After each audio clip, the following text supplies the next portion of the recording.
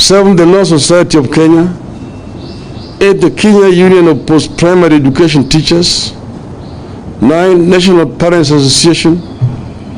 10, the Kenya Private Schools Association. 11, the Ethics and Anti-Corruption Commission. 12, the Directorate of Criminal Investigations. 13, the Federation of Kenya Employers. We know the role of churches and other religious organizations in the education sector since the beginning of last century. We know how much efforts teachers put into ensuring they mold young people into successful products that they can be proud of. The education sector does not belong to the government of the day. Integrity of the education sector is for all Kenyans. We believe that as a country and for the sake of our children, we can do better than this greed beyond measure. Virtually every home had a candidate or knew a candidate among those who said Kcpe and Kcse. Kcpe alone had close to 1.4 million candidates. The steps outlined below are critical. 1. The circumstances under which the printing of the exams was transferred from the UK to Mombasa Road must be investigated. 2. Kenyans must be told how the integrity of the exams was secured during the transfer from the UK to Mombasa Road and later to another printer in Asia. 3. It is the right of Kenyans to know the cost of termination of the contract with the UK firm. 4.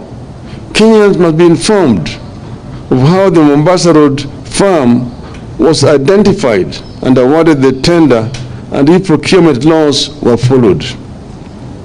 5. Kenyans must also be informed of how the firm to relay Kcpe results was identified, whether it is the same one that will relay the Kcse results, and whether procurement laws were adhered to. Going by the fate of Auditor General Margaret Nyakango, we believe political interference will not allow EACC and DCI to deal with this matter, but to put this issue to the agencies as a matter of public record. And the warning must go out there that in another era, all will be held accountable, including these criminals.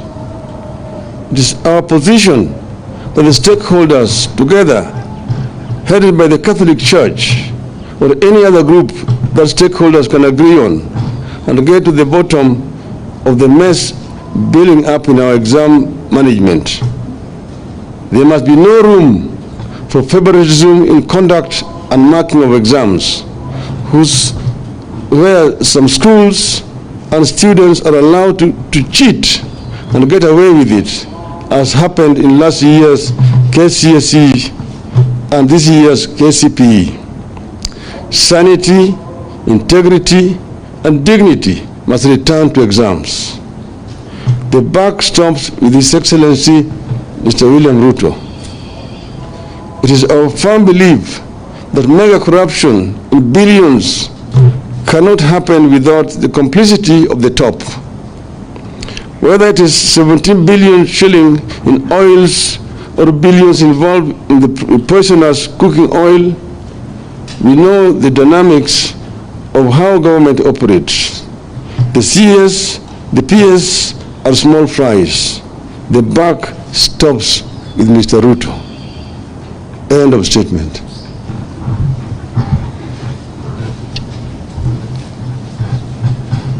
Please.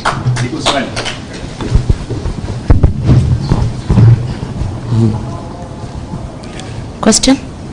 Jina langu ni Waweru Nyambura kutoka Iloro. Now that you vile ambavyo umesema the exams integrity was compromised.